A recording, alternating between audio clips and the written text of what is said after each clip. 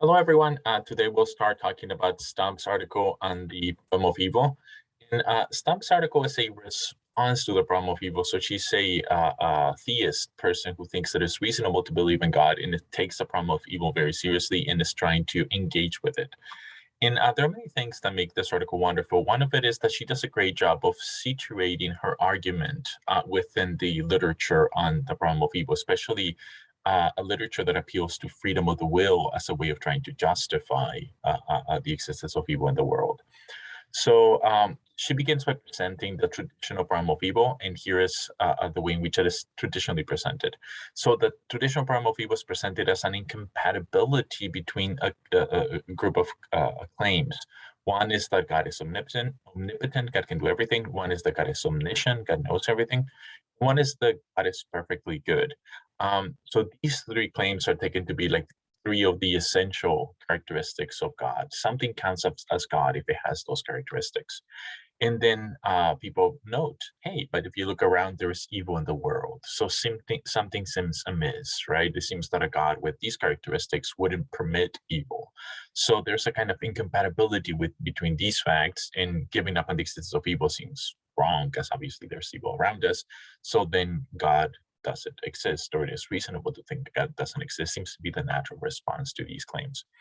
But some points out that presented as an incompatibility between different claims, something seems a bit wrong. There's another crucial claim, namely that there is no morally sufficient reason for God to allow instances of evil. And that claim is required to create myths, right? That's the claim that is required to make claim number four, incompatible with one, two, three.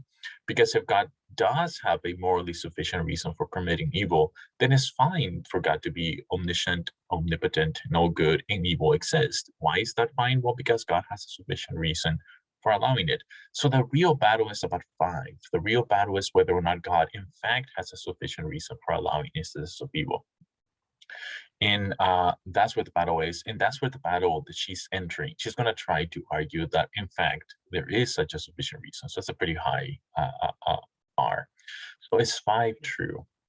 Um, there is this long tradition of appealing to freedom of the will as a way of trying to say that God is justified in allowing evil because it's a condition for or a consequence of the exercise of freedom of the will. So an influential discussion of this happened in the latter part of the 20th century by Plantinga. And Plantinga pointed out, he brought forth another claim, humans have freedom of the will. And seven, crucially, it's reasonable to think that possessing freedom of the will is a good that is great enough to outweigh evil, right? So perhaps freedom of the will is the reason that God has that outweighs his permitting of evil. How so? Well, by freedom of the will being so valuable that the conditions for the exercise and the consequences of the exercise of freedom of the will, which include evil in both of those cases, are not good enough to outweigh evil. And the only way to have freedom of the will is by having those consequences and those conditions. So, hey, God is morally justified in permitting evil because that's the condition for the existence of human free will. So this raises a question, though. There seem to be all sorts of things that happen in the world that are not conditions for or consequences of freedom of the will, like a fawn dying in a fire in the middle of the forest with no one around them to watch, or like earthquakes or hurricanes or cancer. And there seems to be a lot of bad stuff out there that is not at all connected with freedom of the will. What's up with that? Why we gotta allow that? And Plantinga offers the following very kind of not very popular response. Plantinga says, well, maybe it's possible that those things, earthquakes, cancer, fawns being burnt alive in the forest and things like that, might not be a condition for the possibility or consequences of human freedom, but they might be conditions for the possibility or consequences of demonic or angelic freedom of the will. So maybe it's all about freedom, but not just human freedom. Maybe it's demonic or angelic freedom. And God respects the freedom too. So there's a lot of, chaos everywhere, but hey, the freedom is more important. Um, and then Stump points out, someone else pointed this as well, but she points out that something seems amiss, something seems wrong in Plantinga's argument. If freedom of the will is the thing that is so valuable, then we can have freedom of the will without really a lot of or much suffering, right? So God could have created a world in which people can choose between like different kinds of cereal boxes, they can choose between different like careers. They can choose to eat a lot of fat foods, but not have the bad consequences, right? You don't have to become fat. Or someone can choose to have children and like shout at them and be a mean parent, but then like the consequences need not be there, right? Like the child doesn't get traumatized and they grow up to be healthy anyway, right? So it seems that freedom can be preserved with only good options, or with the consequences of the actions being reduced, like the badness of the consequences can be done away with. So we can still be free when we only choose amongst things like boxes of cereal, and there's nothing wrong there. Why must there be suffering in the world? I mean, we can still choose to shout at the child and choose to the thing the bad parents do. But like, why does God allow the child to undergo the painful, psychological trauma of having a mean parent? Why can the bad parents just do the shouting and God kind of create the world in such a way that the child is perfectly fine, right? The child's well-being is not so intertwined with the exercise of the freedom of the will of the parent. If freedom of the will is what matters, why those horrible consequences there are permitted? I mean, you can have the will without the consequences. That seems an interesting thought. And then Swinburne, a different theorist who also presents the freedom of the will response, says, well, yeah, you can have freedom of the will, but something will be lost. And he calls that significant use of freedom. So this is a different theorist that provides a different response to the problem of evil, also based on freedom of the will, but he kind of ups the ante, as it were. He makes freedom more substantive. So he defines significant exercise of freedom as a way of like having real consequences in the world. So it's a better kind of more robust, more valuable freedom when you can actually do bad things. Like you can actually shout at your child and they get hurt, or you can actually do loving things and they do better, right? Like when there are consequences to your actions, your freedom is magnified. The significance of your freedom is exalted, is more impressive. And then Swinburne thinks that's the freedom that we have. Is the significant one, the one that we can actually cause bad things, and or we can actually cause good things, and that makes the freedom more robust. And that one is the one that God wants, and that one does require the bad consequences, right? For you to truly freely be able to use your significant exercise of freedom and shouting at the child, they must be hurt for it. Otherwise, it wouldn't be significant. It would just be like choosing between boxes of cereal or some morally insignificant choices. For those to be morally significant choices, there must be, there must be stakes in the matter. There must be consequences. You can do good things and bad things, lest freedom not be that valuable. So that's what he says. And here's the one of the weak spots for freedom of the will defense, and we saw it with planning as well. Okay, fair enough. That seems to make sense for like direct choices of your actions, like the direct consequences of your choices, like the way in which your child feels when you shout at them or when you love them. But what about the other things, like the things that don't seem to be connected? Again, like earthquakes, cancer, hurricanes.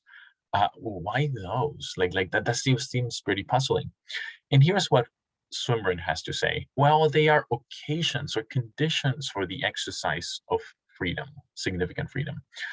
So earthquakes lead to things like scientists or heroes, right? They create occasions for the significant exercise of freedom. Without those natural evils, those bad things happening in the world, there will be fewer occasions for the significant exercise of freedom. That's why God permits it. A lot of people haven't found that response very persuasive. So Stump is one of those persons. Stump thinks like, no, that's not good enough. Like a truly good person wouldn't just multiply occasions of exercise of significant exercise of freedom by allowing natural evils. I mean, if there are occasions for significant exercises of freedom elsewhere, why multiply suffering unnecessarily? So that doesn't seem right. So Stump covers a third proponent. These defenses of freedom of the will get increasingly sophisticated. In fact, Stump's own proposal is going to be a version of evil, but it's going to be even more sophisticated. So Hick takes the Swinburne view and makes it more sophisticated. Here's what he says.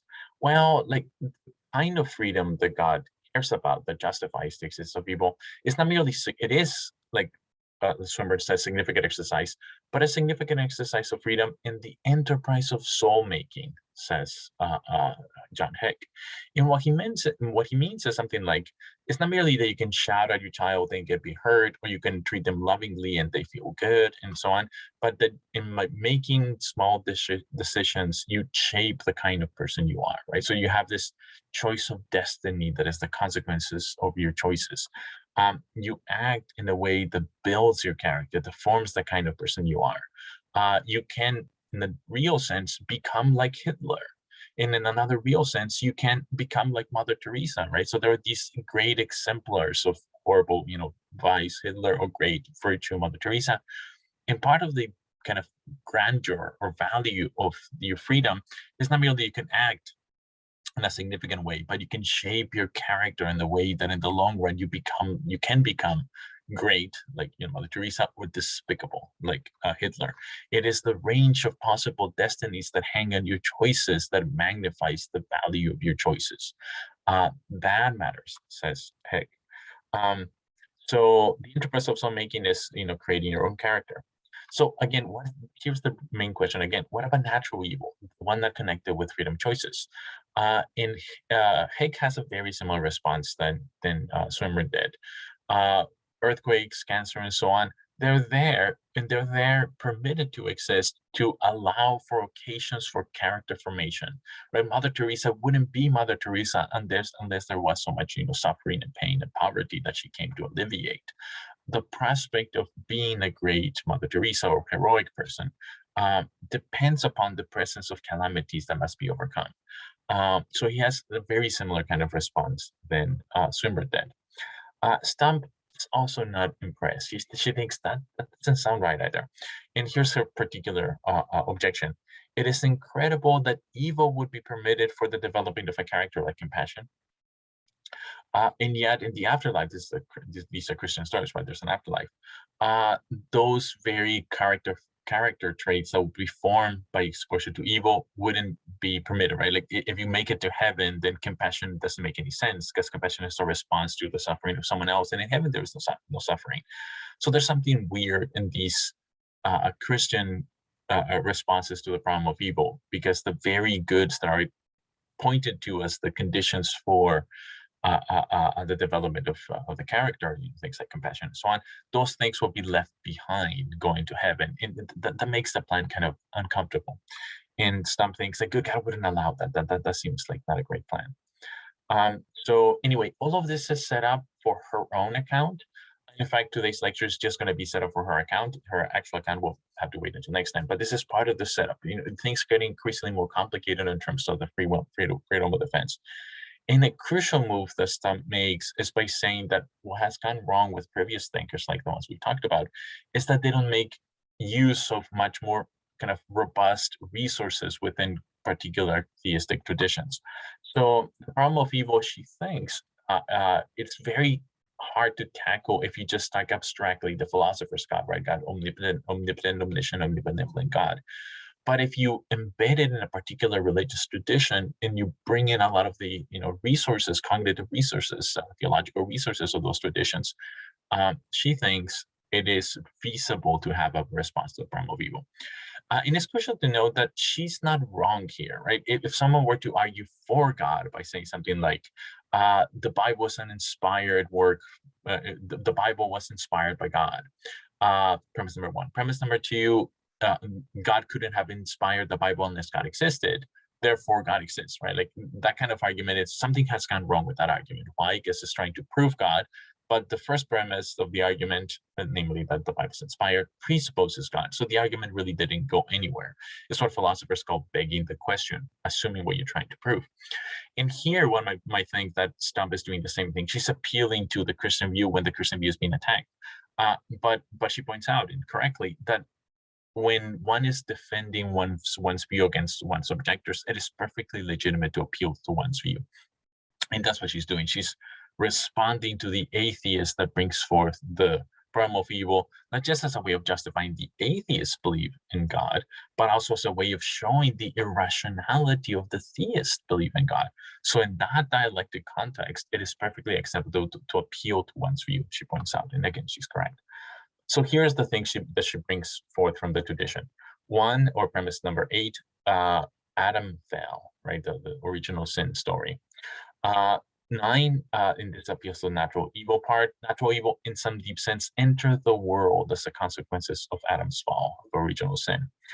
In 10, after death, depending on the state of death at the time, the state of death of a person, a human being will go to heaven and will go to hell. So she's actively appealing to the basic main story of the Christian tradition: original sin, consequence of original sin, and then the afterlife and the goods associated with the afterlife.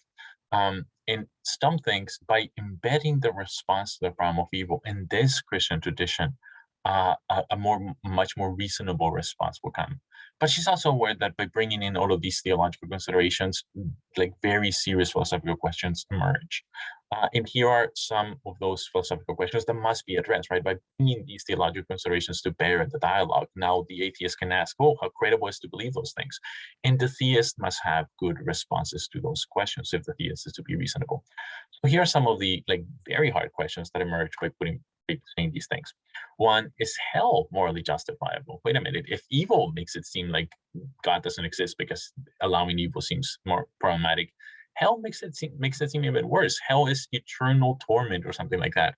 All right, so how can I find it wrong when whatever people do merit or deserve eternal punishment? Like that seems the total violation of the proportionality of justice.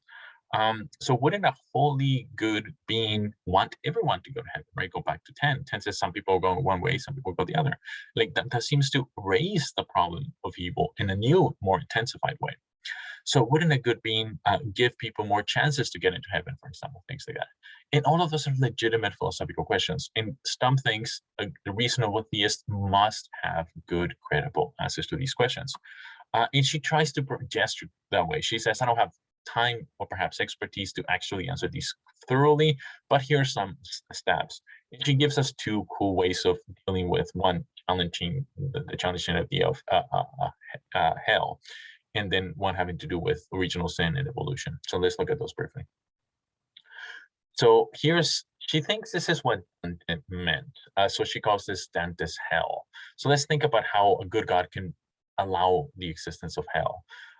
In the first claim is that heaven and hell are not locations or places you go, right? Hell is not like this place with fire that you send, and heaven is not like this heavenly city, the city in the sky that you go if you're a good person. Uh, um, Stump thinks those are too kind of anthropomorphic. Those are too distorted pictures of what heaven and hell really are.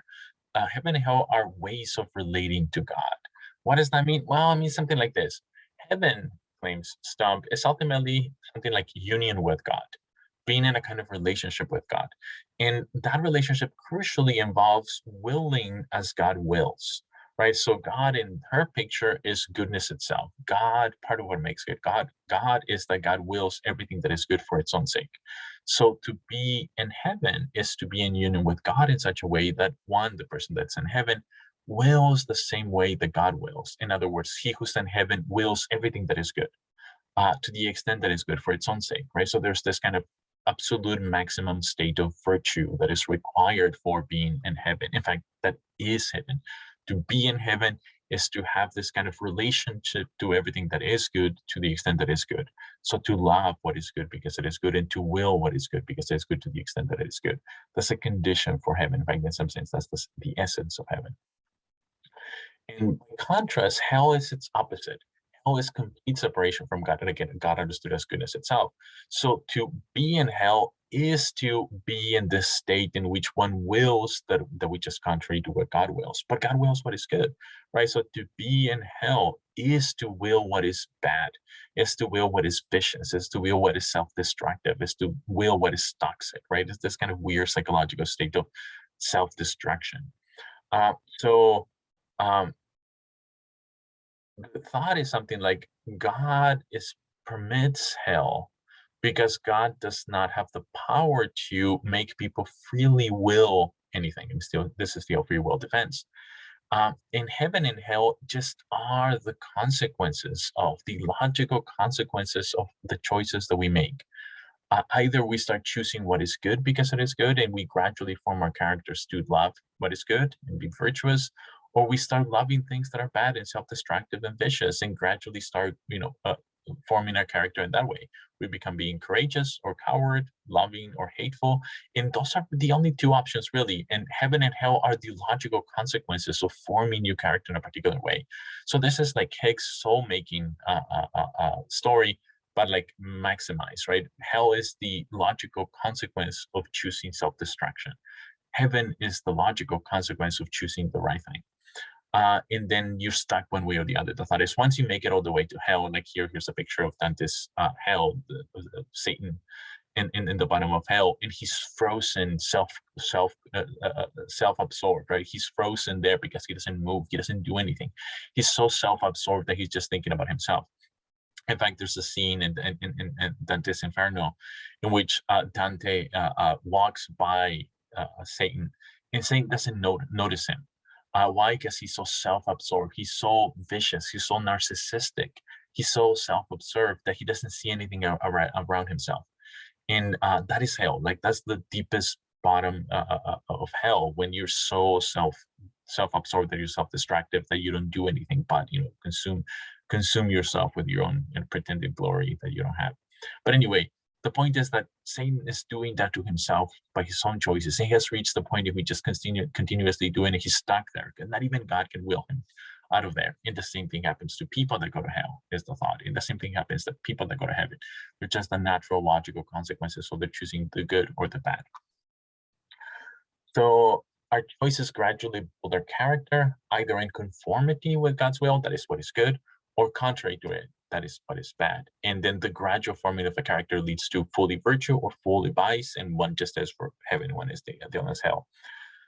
It's crucial that none of this has to do with rid of justice, right? So it's a very different model of hell. A traditional conception of hell is one in which God punishes you because you're a bad person, right? It's like a big prison. Like you did something wrong, society doesn't like it, so we send you to prison. You did something wrong, God doesn't like it, so he goes and tortures you, right? And that's kind of like a concept, something imposed upon you from without, because the person who's imposing it on you thinks that you did something wrong. And the picture here is that that's not the case. God doesn't punish you at all.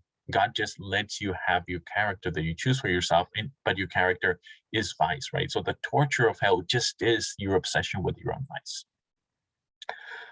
That just is what hell is. That's why God can be good and permitted, because God cannot violate your freedom, and that's just the consequence of your freedom. So anyway, that's one way to try to make sense of why hell is a real possibility and God is good. The other one is, she doesn't go into as much detail, unfortunately, but the other question she addresses is, well, wait a minite, Adam fell? Like don't we believe in evolution? Like science showed that there was no man named Adam. And Stump agrees. She thinks, yeah, if you read Genesis 3, the story of Adam, literally, that conflicts with evolution, and we contemporary intelligent science-based people shouldn't do that. So we should not read Genesis 1 as literal. There was no literal person named Adam. We evolved from lower primates. But she thinks that doesn't undermine what I'm saying. What I mean is something like the following. Instead of thinking there was one person who was directly created by God, we should think that in the past, at some point, through the human process of evolution, humans developed the capacity for making choices, for moral thinking, for moral action, and then they misuse it. They chose to do the wrong thing. And that affected the kinds of beings that they are. They went from like relatively innocent beings that cannot do wrong, partly because they cannot understand wrong, thereby don't have a will, to beings that can do wrong. And when they do wrong, they develop vice. And crucially, that was inherited, right? Once you have parents that are doing bad things and they do it to the children, like it becomes a social kind of vice. It becomes a social kind of phenomenon that is inherited onto the next generation. So she thinks that's all she needs, right? For her theistic account to be compatible with evolution, as it should be, because evolution is well established. She can kind of interpret some of these claims in a way that is compatible with evolution, and she thinks they still make sense. But anyway, so this is the setup. So I'll end here. Next time we'll talk about the actual proposal for the problem of evil on the basis of this setup. I'll see you next time. Bye.